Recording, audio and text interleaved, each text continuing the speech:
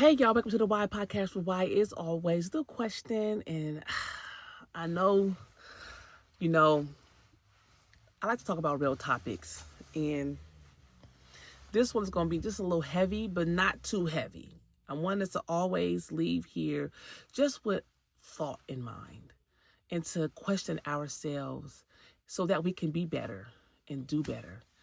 And so today we're going to go somewhere a bit tender because some of us are fighting battles in adulthood that started in childhood and we don't even realize it. We push it down, we minimize it, spiritualize it, or we just laugh it off. And sometimes with me, I can laugh things off.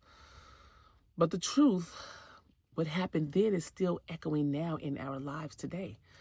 It echoes in who we are now. So for today's why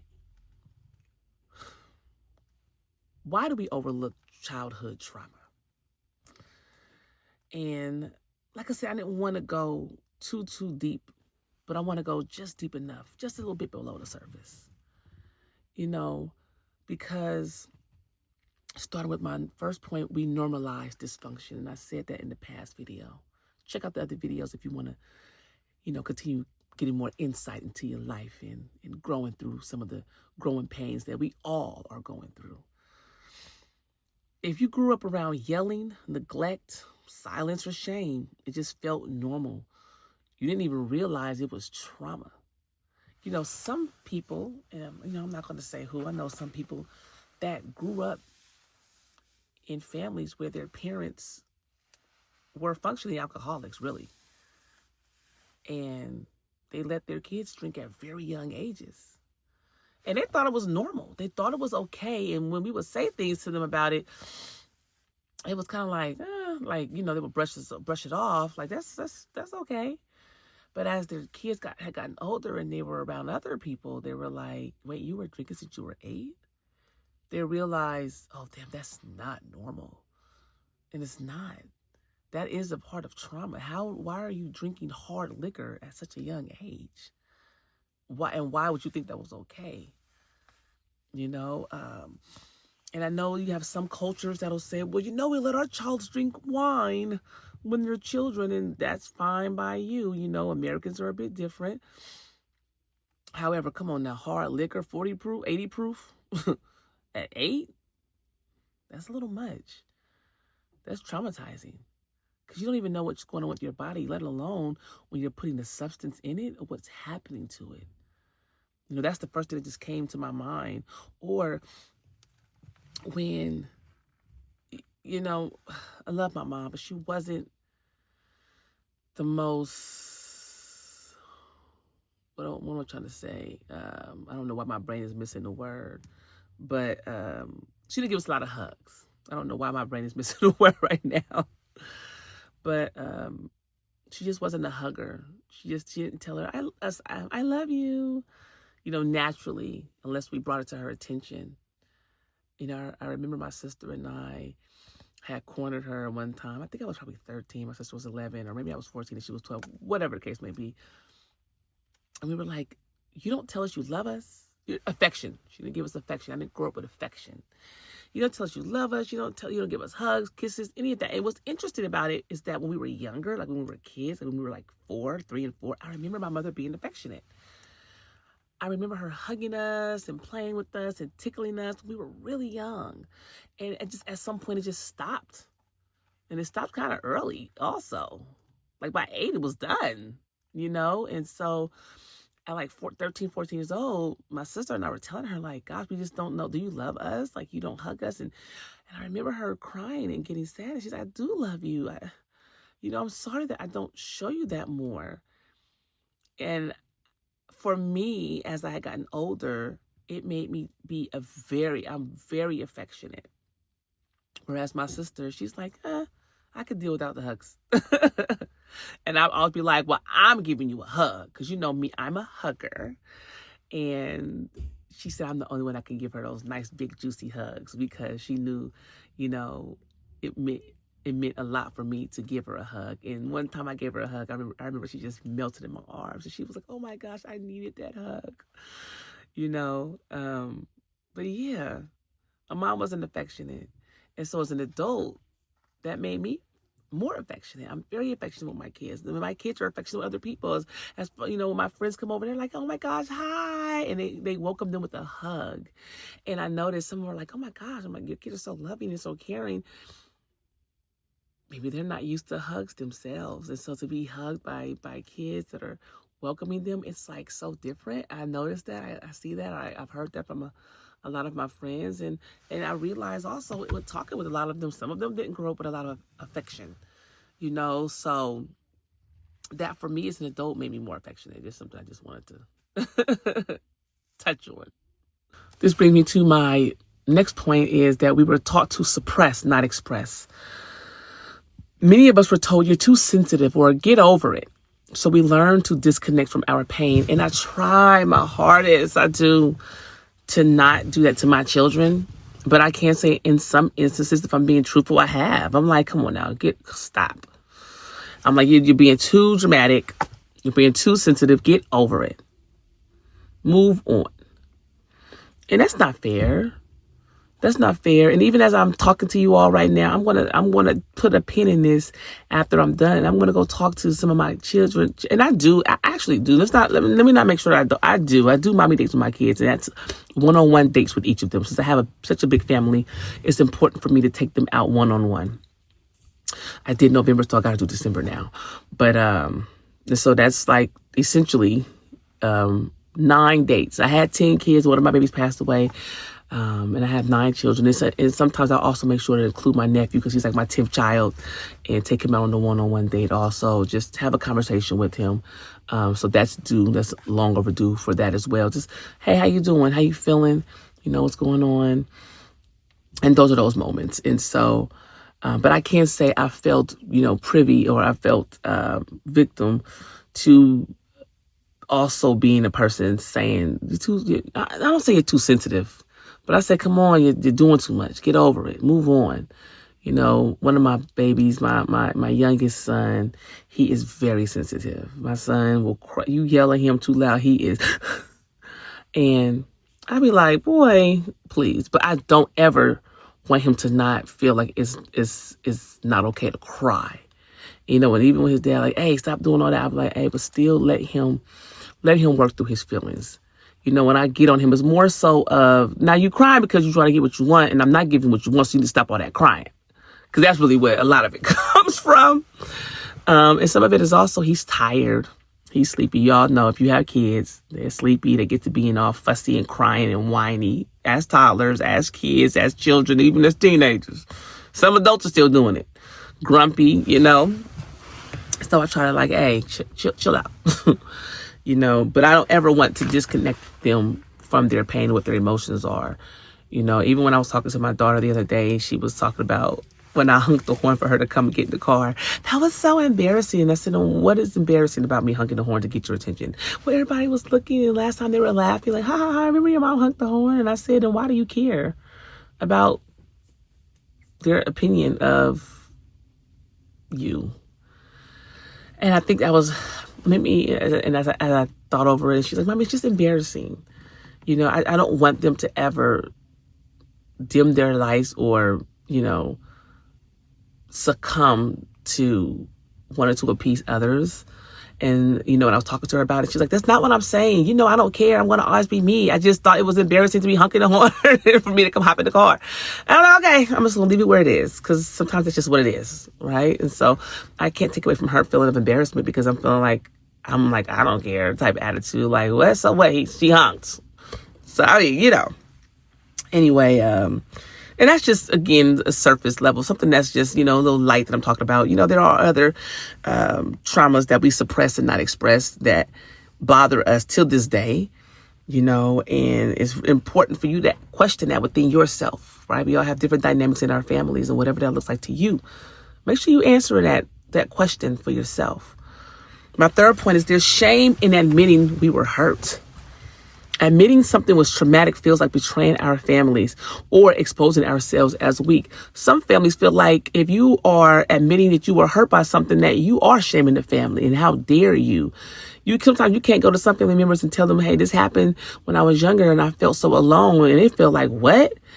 Or do they feel like, especially as parents, oh, you're telling them that they're bad parents, and it's like, no, just listen.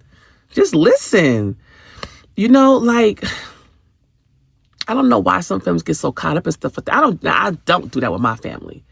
Listen, if something's bothering you, whatever it is, you tell me how we can fix it, how we can change it, what happened, whatever the case may be, so that when we move forward, you're not going through that, or you're not carrying that with you. And then I also make sure, because we come up with our own narratives in our minds of things that we made up that weren't true. And it's not to say that your story isn't true, but sometimes we come up with these narratives. And I'm gonna give you an example.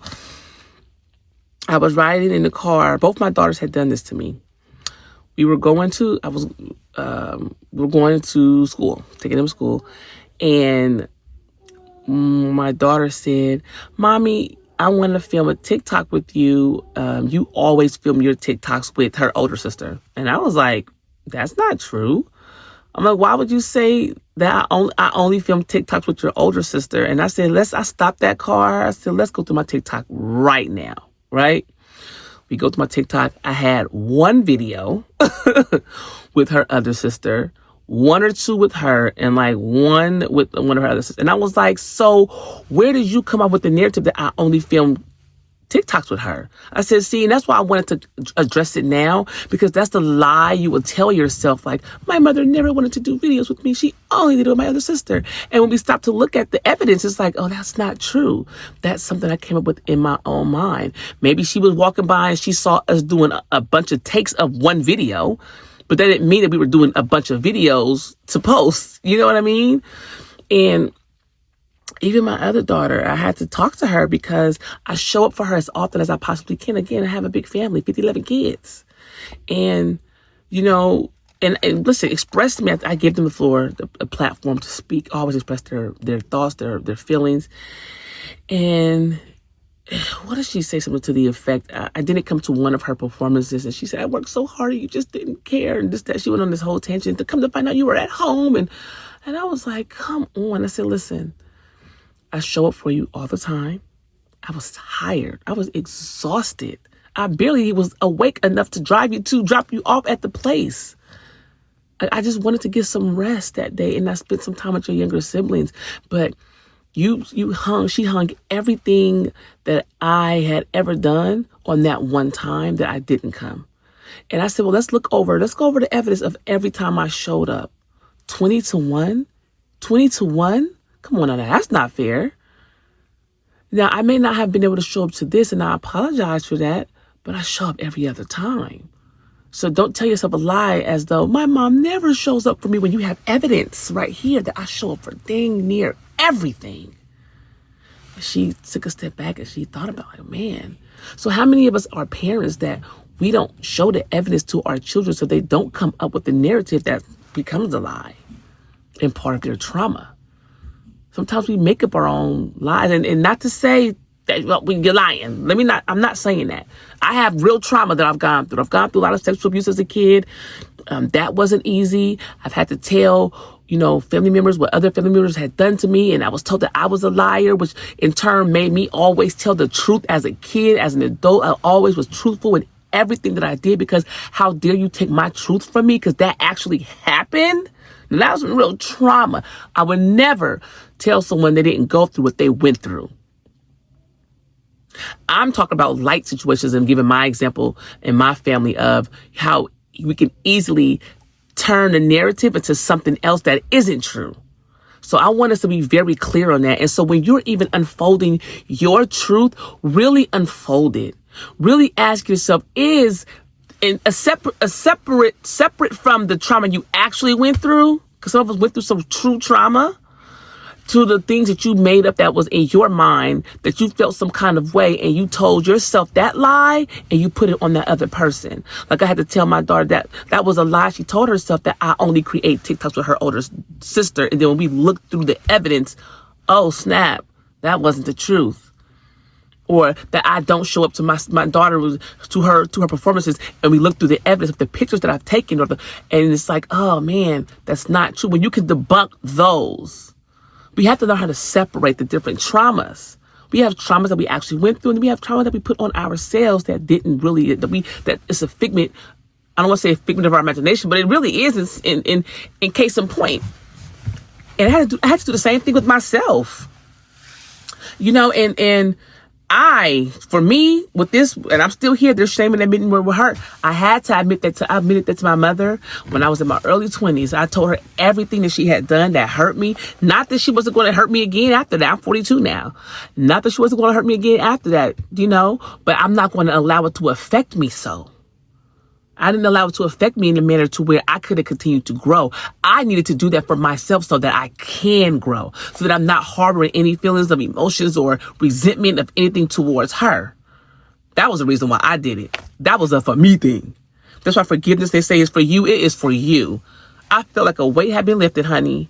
So for me, admitting that with her, something was on, they're not used to that, I'm not here for it. I'm a different breed. I'm not doing it. And then we minimize it by comparison.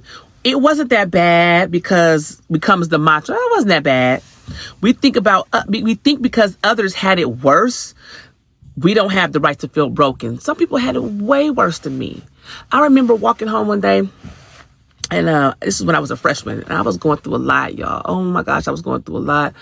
I actually was going through a court case because I had been molested by a teacher when I was younger, the whole entire summer. And it had came out a few years later. So I was going through this court case, and it was tearing me up mentally because I had to sit in front of these judges and lawyers and psychologists to talk about what he had done to me.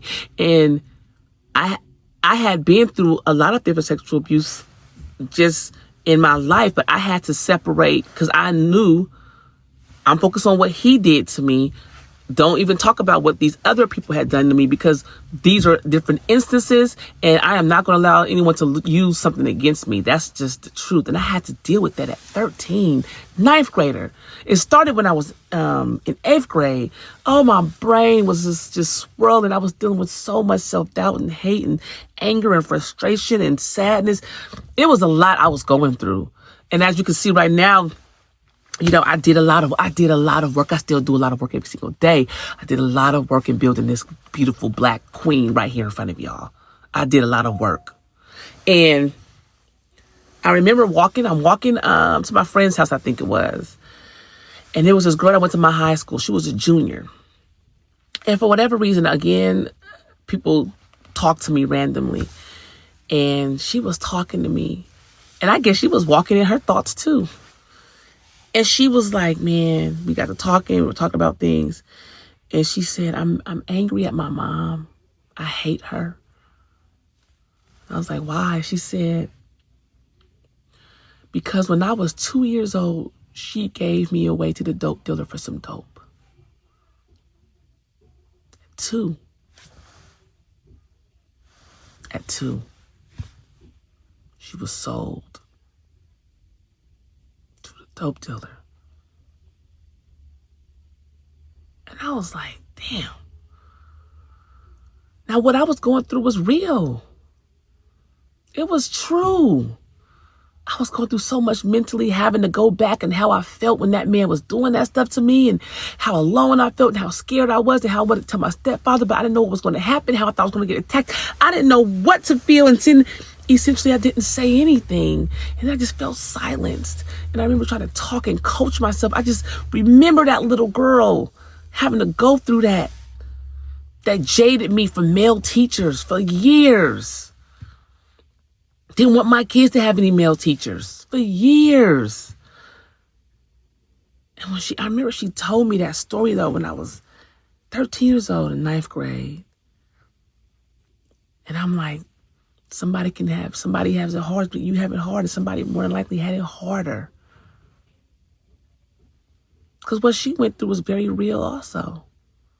She was sold to the dope dealer, and she told me some things that happened to her that she went through starting at 2.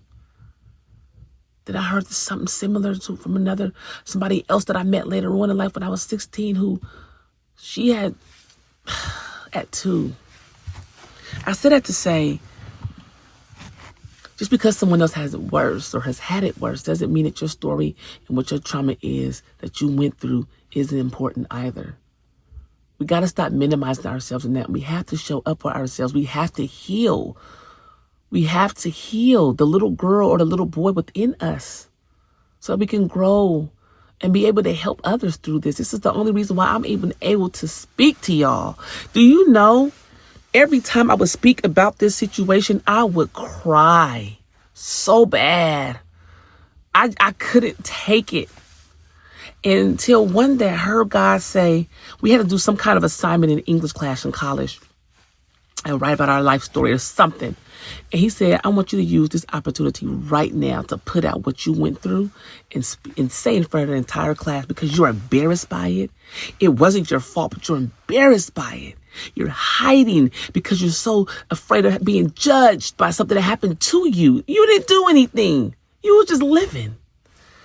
And I'll never forget when I shared that story with my colleagues in front of the English class.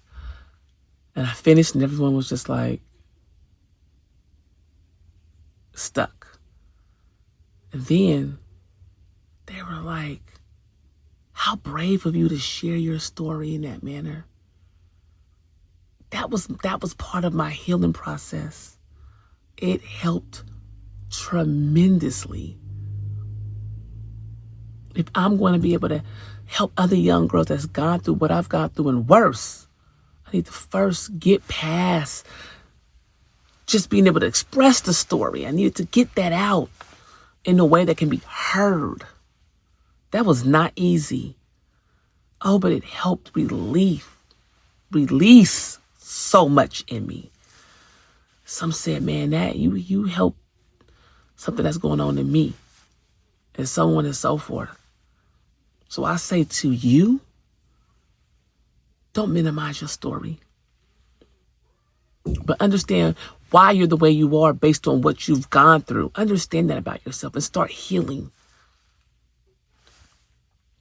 My fifth point is coping mechanisms become personality traits. Hyper-independence, perfectionism, people-pleasing, all born from trauma, but praised in adulthood. I had to step out of the perfectionism thing. That was holding me back. And I know it stemmed from childhood because I have to be great because I went through so much and people expect me to fail. And oh my gosh, I became a teenage mom. You know, it's a product of what I had gone through because I didn't care about my body. And so therefore, you know, when I was with my son's father, I didn't care what he did to me or whatever the case is. And not only what he did to me, but I didn't care. I didn't have the self-love for myself because for me, I didn't want to be having sex at a young age and didn't need to be having sex at a young age. But because so many men, it was older men, were predators towards me, I felt that I had to allow them to ravish my body as they wanted to, or they were going to take it from me. I found myself in situations when I was a young teenage girl going through this, going through hating to be alive, going through not even wanting any kids because this world was so wicked, is so wicked, to when these men that would talk to me, I'm 14, 13, 14 men, 27, 28-year-old men that was by my high school talking to me, hollering at me, oh, I'll take you to lunch. And then if I get in the car with them and they take me to lunch, I felt the need like, oh man, he's going to expect something from me. So if he asks, I just have to give it because if I don't give it, he's going to take it. That stemmed from childhood trauma because it was always taken from me. So if that is something you're going through, hey, really find that out about yourself and realize that. I am not going to listen. Let me tell you something. I don't throw no stones at nobody because, baby, I got a glass house too. And I don't like when others get in this space where they feel like they're so above someone else. It's like your story and your trauma is your life path, is your map of how you ended up here where you are. I still fight through a lot of the trauma that I always am uncovering and peeling back. Even my loyalty, what is that? What is that? Do I feel like I need to be protected? Do I feel like, first of all, I know that the blood of the Lord protects me. But still in the physical, what is it? We have to be honest with ourselves and step into what we're not focused on building to make sure that we build that bridge between younger us and older us. Seriously. I'm so serious. So it's so much that I'm just thinking of that's going through my mind, because we easily fall into this trap of I'm not good enough. The reason why this happened to me because, I'm not loved. No one loves me, or I'm not capable to be loved. I mean, we tell ourselves so many lies that aren't true. But it starts with the childhood trauma that we've gone through that we don't uncover, that is affecting us today as adults. I'm telling you right now, do the work. Seek the therapy. Talk to someone. Confess thy sins. And it's not necessarily your sin, but it's the confession part that we need to take out of the scripture to say, I need to talk to somebody. That's where counsel actually came from. You have to get counsel. Get wise counsel. For those that can help grow you from where you were to where you want to become, grow you from where you are to where you're going. My next point is that we're too busy surviving to reflect. When you're in survival mode, raising kids, working, trying to hold it together, healing feels like a luxury. I'm going to tell you right now, it's my luxury. I'm always healing. Y'all listen, I had my first son at 16. 17 years, just turned 17. I got married. I didn't have the perfect marriage. I had a marriage. We worked through. We did what we could. My husband passed away. And now I got 8 kids I'm left with. Well, no, 7, because one of my babies passed, but still 7 children. I got to figure it out. Hey, you know what? I have a master's degree in education. I've been teaching for years. I'm going to get back up out here. Definitely have to try to hold it all together. I couldn't let myself falter. I had a newborn baby, but I did allow myself healing. I cried with my children, cried with them. And I remember my mother saying to me, don't be crying in front of those kids. I said, so they can take place and they can take, take a part in my happiness, but they can't take a part in my sadness. That's not realistic. What am I showing them? That we have to always be happy? We have to always be on? I'm hurting. I'm sad. I don't know what happened to my life. It's turned upside down. What are you talking about? Don't cry. But that's her childhood trauma and how she is and how she decided how she grew. And that's fine. But I let her know. And I'm respectful, but I said, Mom, this is my life. This is what I'm going through. I just buried my husband after we just had our 8th child. Just buried him. Don't tell me what not to do in front of my kids. If I'm singing a song and it reminds me of my husband and I start crying, I'm crying. And the same goes for them. And they're not afraid to show or share their emotions. My sister passed. I still cry. Sometimes the song come on and I miss her. So, and sometimes they'll cry with me. And then we were like, man, that auntie here. She was that one. She was that girl.